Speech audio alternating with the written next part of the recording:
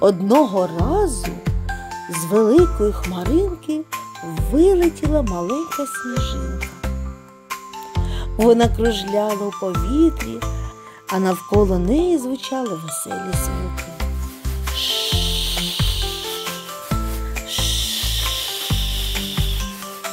Це вітер ніжно підхопив сніжинку і поніс удалечінь. Вона радісно летіла над полем і раптом побачила хлопчика, який катався на санчатах. Шур, шур, шур, шур.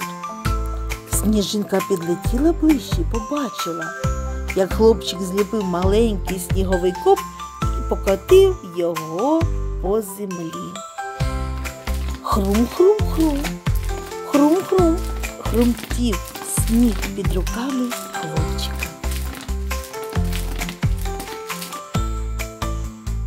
Потім вітер підхопив сніжинку і заніс її до лісу.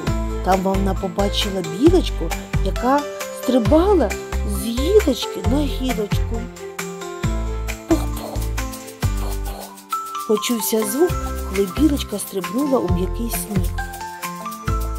Як красиво! Захоплено вигукнула сніжинка, і вітер знову зашумів.